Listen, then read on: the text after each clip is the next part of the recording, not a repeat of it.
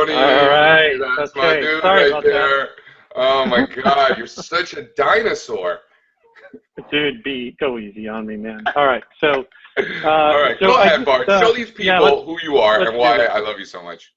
Awesome. So, the first thing I want us to look at here is the bottom left, and it's called the tipping point.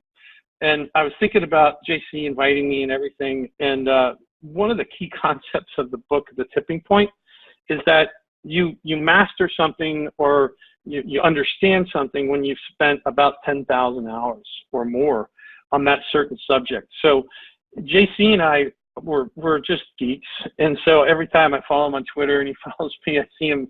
I'm thinking him going through charts. I'm like, God, I wonder if he's at like 250,000 hours of looking at charts. And so, the concepts and stuff I'm going to show you, it's taking time, right? So it's just not going to happen tomorrow for you, but it's worth the journey. All right. So let's begin. And what I'm going to talk about today is energy, frequency, and vibration.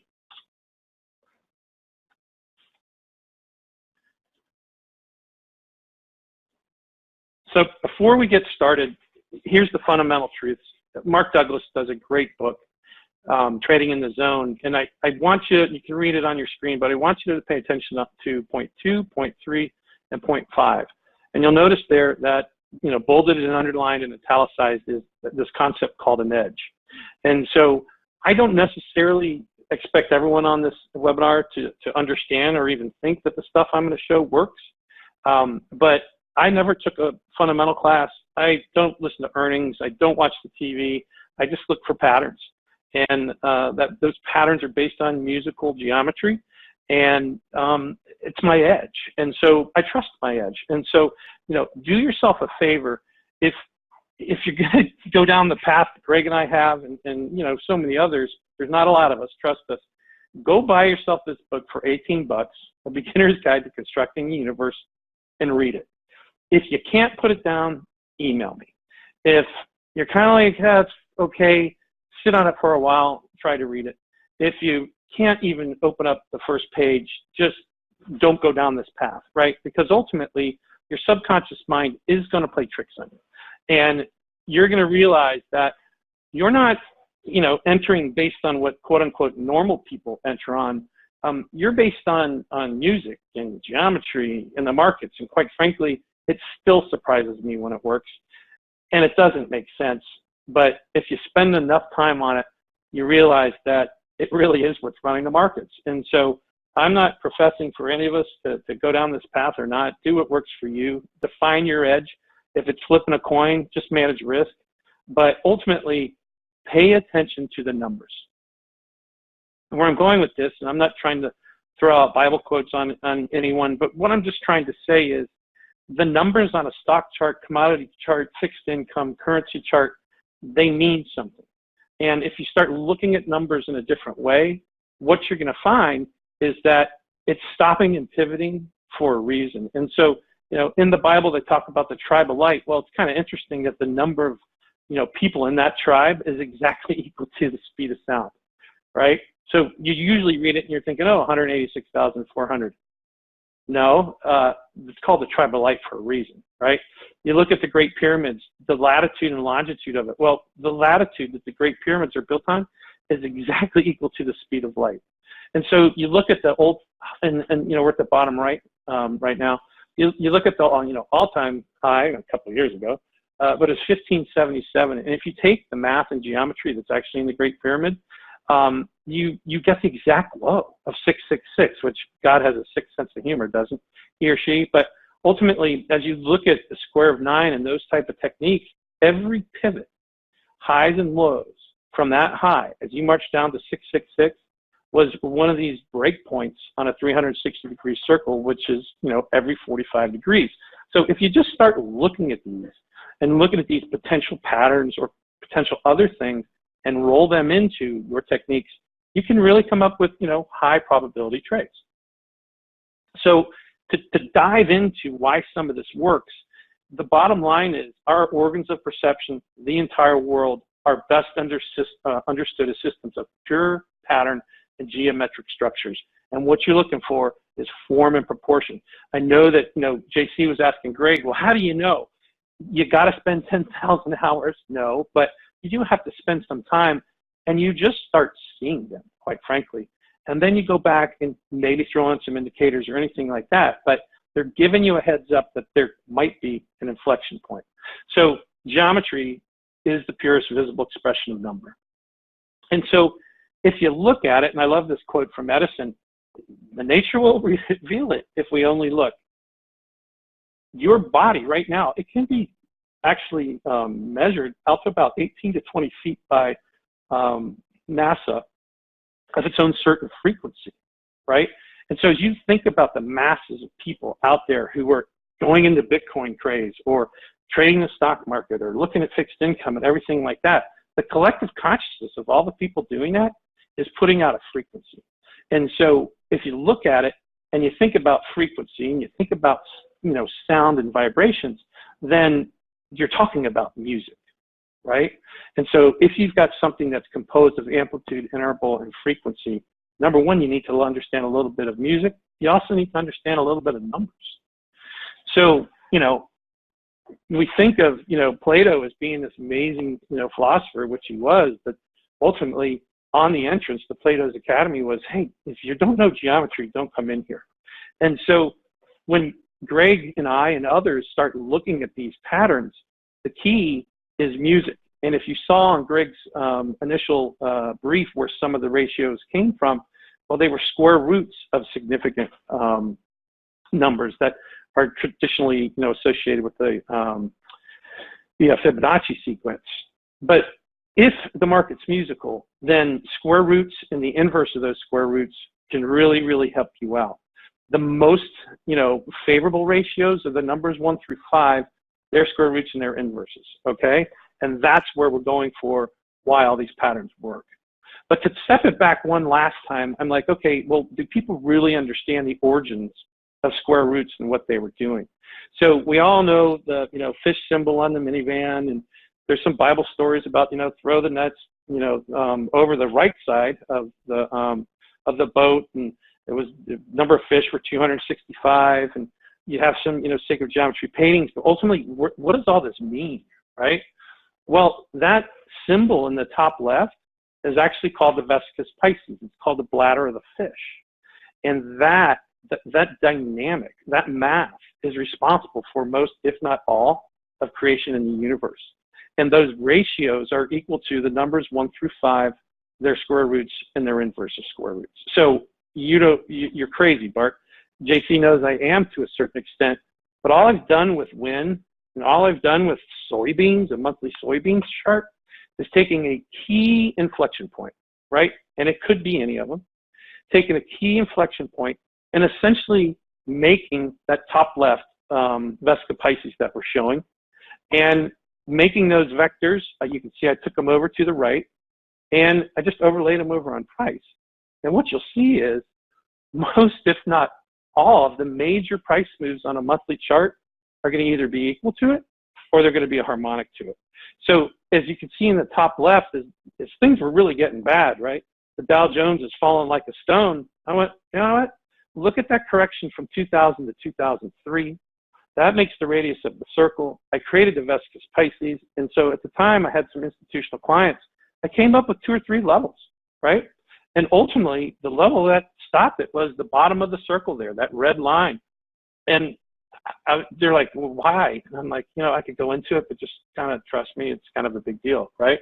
So we're getting into those extremes now. I'm going to post a chart this weekend on the Dow Jones and, you know, see if it works or it doesn't. But ultimately, these charts that I'm showing, they've really talked about why these harmonic patterns work in the geometry of what's going on in the market. JC, am I tracking? He's still on mute. So I put this up. Go to YouTube right now on your shared screen if you want to. But ultimately, in the chaos, right, the market chaos, there can't be repeating patterns and all this different stuff. Well, actually, there can. And so it's a YouTube video where vibration becomes form. And this guy's got a vibrating frequency plate. He throws some salt, randomly scattering it across the plate, and turns up. Within about a minute, top left, top right, bottom left, bottom right, very precise, and geometric forms just naturally appear. And they're all based on the square roots of the numbers 1 through 5 and their inverses. And, you know, it's crazy, but the more higher a frequency that's tuned up, the more elegant and precise the geometric structures become.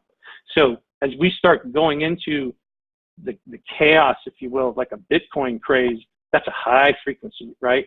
So we can come up with some potential targets from a both time and price perspective that could really make, you know, how to manage risk in that market a big deal. So I just wanted to give you an idea of some of the ratios that I look at beyond just the ones that Greg talked about. And I'm trying to put together a pattern. And so and Fibonacci is a part of it, but if you just go and randomly draw a retracement grid of 0.618 and the market runs over you, well, that's not a pattern, right? So you've got to just take your time and project. You've got to take your time and extend, and then you got to take your time and retrace and use maybe some music, some square roots and everything like that. And the next thing you know, a lot of numbers come together. That's your inflection point. And all these slides will be available, right, JC? So I can email you.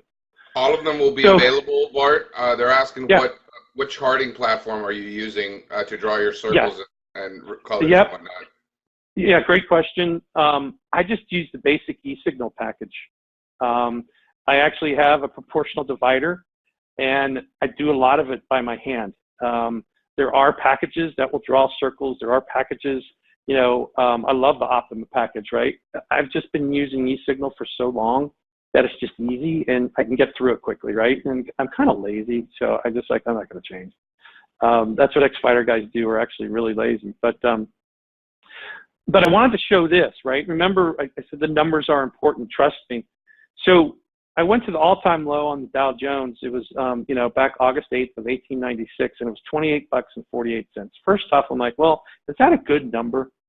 So I did basic retracement grids, and if you look at 1987, 2003, 2007, what you'll find is that low pretty much precisely called the 382 retracement in 87, called the 382 retracement from 2000 to 2003, called the 0.5 close on a monthly basis, right? But 87 to the 2009 low was 0.618. So I'm thinking I've got a good number. I'm not thinking about a retracement grid anymore, but I have to validate it, right? So I literally was watching a football game. I thought to myself, you know what? When you start thinking about long-term charts, you've got to gravitate towards using logarithmic charting because that truly gives you the sense of the move, the acceleration of the move, and helps you track time and price over long periods. That's why they developed logarithmic mathematics, because they were just starting to figure out the universe and all these huge numbers. Well, how do you do it? You make logs. So the little Excel spreadsheet I have there is I took the log of a number, right? And then what I did was I took the 2848 log, which is 3.34, a lot of numbers, right? And I added the frequencies. I added the numbers of music. Now, I cleaned this chart up because it can get really messy on my blog. You'll find this whole move from about 2000 to 2007 into 2009. All the little squiggles you see, they're all bouncing around to musical targets. But the thing that really stood out to me was that the musical note E was exactly there in 87 and exactly there in 2007. So the other ones caused some inflections. And one of the other things too, you asked the question to Greg, how do you start working through the potentiality for a bat? Well, it depends, right? Because a bat exists on a 5-minute chart and they also exist on a monthly chart, right? So maybe you're a day trader getting in and out 30 times a day. The bats will be there, but they might not be that big of a magnitude of a move. See what I'm saying, JC? So the next musical note E is up at 40,000, folks. Now, am I saying it's going to get there tomorrow? No. Am I saying it's ever going to get there? I don't know. No. But if it's there and I'm alive, I want to be around. I can tell you that much, right? But all I wanted to do with this chart was just show you how I'm projecting using numbers. I'm not using the chart. I'm just using numbers. Okay? The other thing is we start looking too, JC said, just pull up some of your favorite charts. And so when you got 10,000, let's say JC, maybe 100,000 hours and charts, up in the cloud, you're like, where do you start? And so what JC wanted me to do was just show how you can use different techniques to price project. So in this case, I'm still using music here. The 12th root of 2, which is 1.05946, okay, is the way that the equal octave scale, the ratios that tune your pianos, your guitars, whatever it's going to be. So the key here is understanding how the start of campaign works. And you can see I labeled it. And then I just multiplied by 1.05946 the 12 notes. And the 12th note, it exactly nailed the top. But you can see the initial inflection top was 1577 calendar days. So if you take 1577 calendar days and you multiply it by 1.05946, you've had exactly the price of 1577 completing an octave, along with a component of music that was 1,671 calendar days from the start of the campaign. When time and price come together, things start to happen. So I just wanted to show you, there's no oscillators, there's no traditional stuff that technical analysis comes from. It's using the chart and the numbers that it's showing you to really make some, you know, risk capable investments. And so that leads me in to the second thing. You can see the title of the chart. They're like, well, how often do these work? How often are you right? And I say, well, I'm right 100% of the time. And I think most of us, if we're not beginning, we're then in the potential of risking capital. And when I say I'm right 100% of the time, it's because as a pattern recognition chartist, as JC likes to call me, a musical musician, a musical chartist, I enter at the pattern, right? And then I know how much I've risked, and that means I'm right 100% of the time. Because I don't know which ones work. I don't know which ones will fail. The other thing is I don't care. And that's taken a lot of years to get through, right? That there is a pattern, it should work, but goes back to the presenter Tyler about the MTA.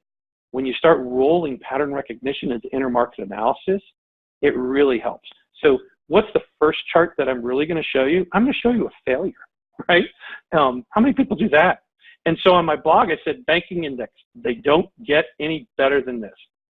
Patterns at their finest, right? And I said, sorry, I changed the title because I've been watching the financials. Well, to go back to Greg, right? Here was the pattern. I mean, it was perfect. And so from a construct of, does the stock market keep going? As you go through the CMT, you realize the importance of sector rotation, and the bank strength is a big deal. Historically, they've let us up and they've let us down.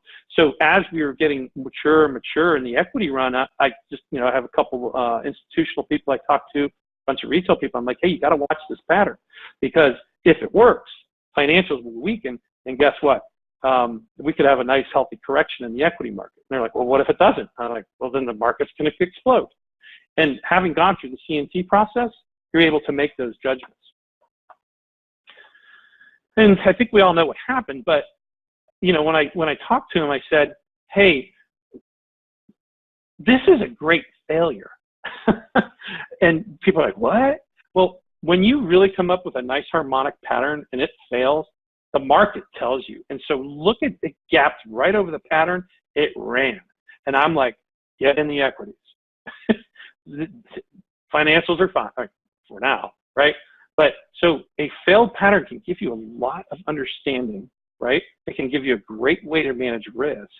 And ultimately, you know, you can really start looking for inflection points.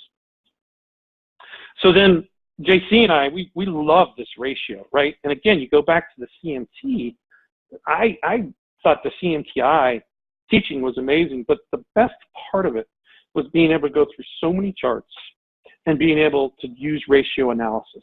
And, you know, ultimately, ratio analysis, especially when you have some clients who are institutional, it tells you the mindset of what the institutions are doing, right? Where their flow of money is going, where it's not. So this XLP-NYA ratio is fantastic. And the bottom line is your XLP is your staples. I love using the New York Stock Exchange because I think it's the most pure. It's got a monstrous amount of stock. So to me, that's really the market. So, excuse me, if you've got this ratio, and in the case, we're not looking at relative strength like an oscillator. We're looking at relative strength as simply ratio analysis. if the denominator is stronger, it goes down. If the numerator is stronger, it goes up. And then you apply the patterns to them. So real time, we had a risk-off mindset as you look at the top left. And the risk-off mindset was, wow, you know what, the NYA, the ratio, if you will, is going up. But look at the sell pattern that we had on the ratio. What that meant was, if the pattern worked, then guess what?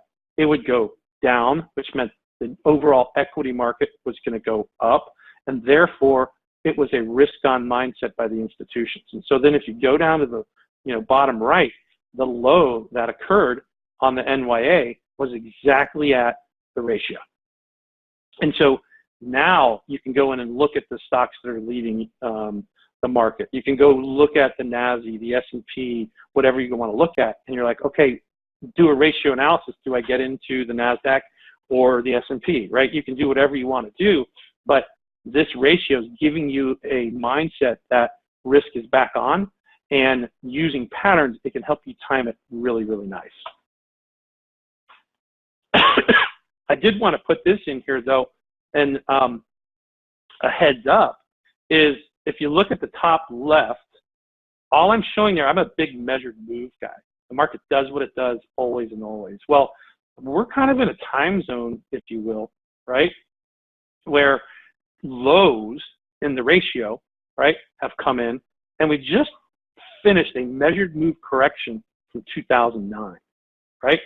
And so it has not made a new low, even though the market keeps going up, right?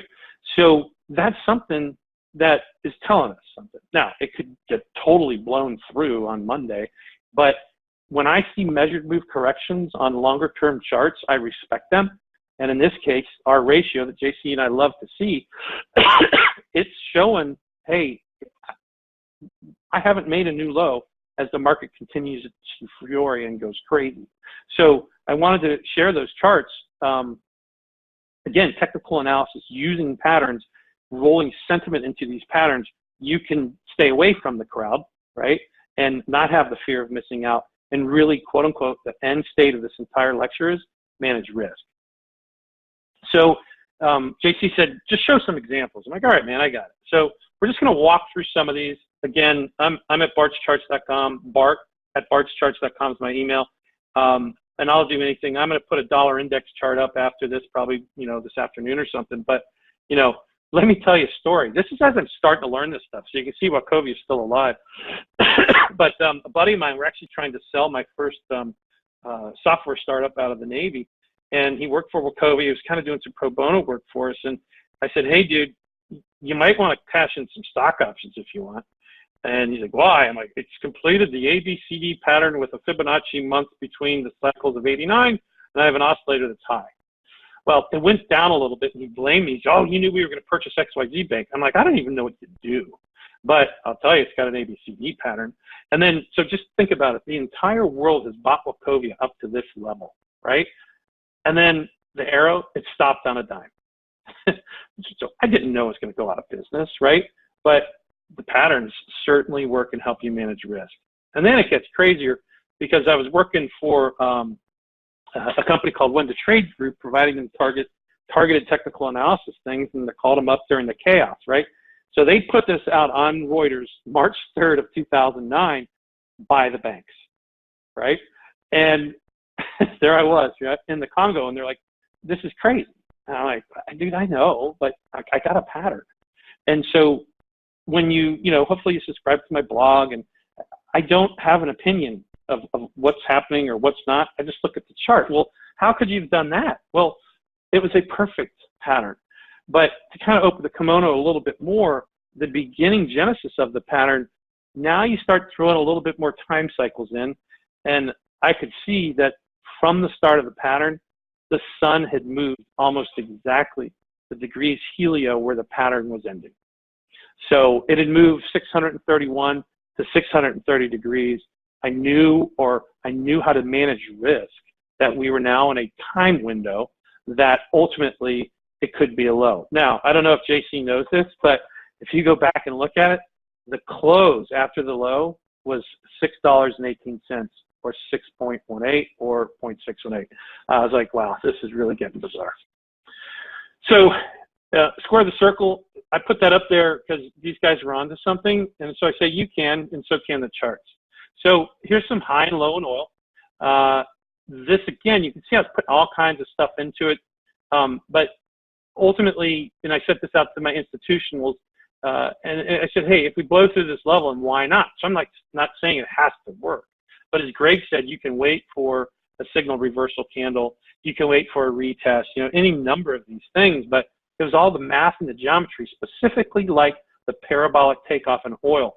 And I challenge you to maybe overlay the Dow on that. They sure starting to look the same, right? But all of the math came in at that level. And as you can see, it dropped like a stone. So as oil was crashing, right, you now go and use your measured moves. You go and look at different retracement levels, and you come up with, hey, it's going to stop at 30 or 25.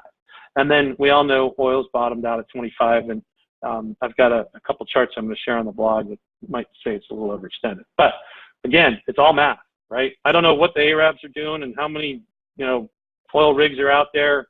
I have no clue. I just know a pattern. So wrapping up here, I love this photo, JC. I think ultimately, if Walmart's still around, I might do that after, you know, just blog and be a greeter, man. It'd be so cool. But here's you know, Walmart coming into its level, right? And you can see all the math. I'm sorry I did put an RSI up there, but I wanted to take a quick look. But as you can see, I'm using square roots. I'm also using some numerology. I'm dividing the high by 1.618. And then if you remember that Baidu chart, I'm also using, okay, the candle, right, that took out the high, okay? If you look, we have this one candle that made the high, it went down, that green candle you don't use, right? And that whole area right there, I'm just basically segmenting that DNA of the move down into eighths. And so 1/8 or 7/8 is 0.875. And now I have 8 divisions that come into that low there in the bottom right of like 55 bucks. Okay. So if we look, first off, this correction took almost a year, right? So my type of style is monthly, weekly, dailies, looking for big inflections. These same principles work on intraday, but I want to be for that. But if you start thinking about it, there was probably 10 different price projection techniques and some other stuff that went into saying, all right, I have a risk-averse opportunity to enter into the market. Walmart. Our buddy Wynn, I'm actually working a chart up for that right now after what he got accused of Friday, which is horrible. But Wynn's been a great case study, and it goes back to Greg, just using and being able to see the ABCDs and then seeing the moves with time. But more importantly, when you put the low in the square of 9 and you start seeing all these different numbers coming in with projections, it could be market magic. And so look at the green candles coming up. That's when I said, hey, signal reversal level, right, is 237. So yeah, it's a great targeted opportunity, but it doesn't have to work. So why don't you wait and let it take out the candle that made the high bar? And as you can see, it was the exact high, and you know, the rest is history. But I wanted to put this into all the points on a chart, okay? They're all important. So do your projections, as Greg said. It'll have an ABC component in it. Use extensions. But you can see the extension that stopped it. It was actually 1.887, which works all the time. Well, that's the ratio for a major seventh in music. 0.841, 1 over 1.892 is 0.841. That's a ratio for the minor third. So you can see it's kind of respecting the 786, but I'm telling you that the numbers, the ratios, they stop stuff for a reason. The last one we have here is GoPro. And I didn't even know they'd IPO. A buddy of mine had asked me to look at it for him. So I'm like, all right, dude, all right. So you can see I used this 1/8 projection technique taught to me by Michael Jenkins, who's amazing. And I threw some square 9 stuff on there. Those are the dashed blue lines. And all of a sudden, I had 4 major projection techniques that came in right at the numbers of 98. So I just said, hey, dude, it's going to go to 98. You might have some resistance. Now, my L8 wave count was showing that made sense, but it actually pulled back a little bit, corrected 4 to the 3, ended at about 88 or so, and then it went up and tapped 5. But ultimately, I put this on with Andy at See It Market, and I was like, hey, GoPro's in trouble. Now, you can see it's the exact high, but I didn't know that, right? But now I put out a buy on GoPro at about $4 or $5, and I got tons of hate mail. Well, I'm just using some geometry and fundamental frequency targets, all kinds of different stuff to say that's the likely place if you want to buy GoPro that you should take a look at it. And it's gapped down, it's almost there, right? I thought that, you know, what I'm showing you might be the low, but again, what I wanted to show you was I used the IPO date, I used the first significant low there, and I extended off of those. And then I just used basic projection and then a whole heck of a lot more math. So it's not just one technique, it's multiple. So, and then JC, I don't want to tell anybody, but I do think we met on eharmony.com. So. Dude, that is not true. First we met on eharmony.com, and then what did you say before, that you want to be a greeter at Walmart? And then, yeah. and I want to like make sushi sushi and be a wine sommelier. Oh my God, you're such a clown. So how much time do I have, dude? How much time do I have? Well, you can eat into my time as much as you want. So, you know, well, I'm not scheduled for another 7 minutes. Okay, well, I want to answer some questions. Want more Bartelloni. The people want the intermarket musician live and in person. Well, all right. So let me go through one last thing too, and I put it as backup because I'm respectful of all my presenters' time. I get all this crap from you constantly. These poor people like never get to hear. Is it starting to make sense? No is a fine question. Sure. We'll go with yes. You're nice. So anyway, let's take a look at IO Silver. Away, right? This was awesome. Okay, so this is a long-term silver futures contract, continuous contract, right? And at the time, I was working with a friend of mine and had a couple institution dudes. And I said, hey, buy silver around $8. We're going to target $40 to $50. And they're like, what are you talking about, right? Well, first off, measured moves, okay? So you see on the left, I've got this left, bar, and then I've got this other right bar, and I kind of looked at it. I'm like, wow, they're about the same. And so that, that made me go, okay, let me take a real look at this. And so that little middle point in there, about 1995, 96, right? Well, that was actually what's called a foldback point. And there's things that float around us up in the air that come in certain areas and then go away from certain areas, and they create these foldbacks. So if you can look at the geometry of the three tops, right, on the left and on the right, and you can see we actually had the exact same pullback. Well, guess what? We were showing that if we fold back up the left side of the chart, that this was going to be a parabolic extreme move. Get in at 8. And then we roll in our traditional technical analysis that is awesome, polarity, right? Support becomes resistance, resistance becomes support. So, kaboom, it exploded, right? And then they're like, we got to keep in this, we got to keep in this. And I go, oh, dude, no, we don't. It's over. And they're like, why are you saying that? I'm like, because the fold back is completing, right? So, 56, $53, whatever it is up there. I'm having a tough time seeing it. I might need some bifocals, JC. But you can see that you start throwing in all the other math, and all the numbers were saying that we've topped out at 49 to $50. Boom, it fell like a stone. Now I'm like, all right, let's do some Elliott wave-ish. But you can bottom line say, okay, we've got a major leg down as it's going through it, right? Because I'm looking at this whole, and Elliott wave's great when it works. But ultimately, if you're going to start studying Elliott wave, learn the corrections. Okay, and then go from there. And so on a monthly or a weekly, the corrections really help you. So ultimately, when you start looking at the market, you can see the corrective moves that are described by Elliott happening. And so another C wave was coming in Elliott wave. Okay, so then I start looking at it again, and the market's fractal. And this is another silver monthly with some better data. And I'm like, we've got the same move down, move up, down, triangle consolidation, move down. And so you see the we are here, right? And note to retest, and off it went. Same fractal form correction present. Well, I started looking at it, and then I got really geeky, JC, but I measured the blue lines and the orange and red. They're all harmonic, oh, by the way. I'm like, man, this puppy's going down to $14, right? So we went down, and then this is your typical triangle. I'm just trying to show how you kind of put the patterns in case. And so I'm like, here's a bullish case for it, but you know what? It's got to go down to $14 to finish the pattern, right? And as we know, well, it went down there. It's been hanging out at 14, and it's gone up. And then I'm using some polarity around 18. But ultimately, you know, the reason I wanted to show this is I've got copper, I've got silver, I've got gold. I've got these longer term charts in these harmonics in these proportions. And a longer term view just helps you keep out of the noise, right? And so I wanted to show this because there's really not that much retracements and oscillators and everything like that. I'm just watching the pattern that's unfolded before. So I just wanted to go through that real quickly. Dude, that was the best part. That was cool how like you walked on multiple time frames and everything like that. You know, you incorporate a lot of things that I obviously incorporate as well, such as that. Oh, you're a master at it, dude. You're good. You're awesome.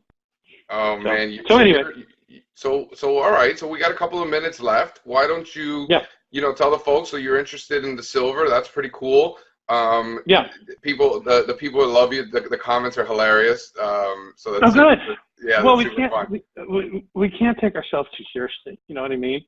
And that's why I put the picture that I put. I mean, typically, and I'm an entrepreneurial, you know, if any of you guys ever run into Bart's charts anywhere, Jim Bartelloni, just start buying him vodka and you'll have a great time. Absolutely. But JC, so people can go to my blog, follow me on Twitter. And then the other thing I did too is I get a lot of emails. And so I charge like $150.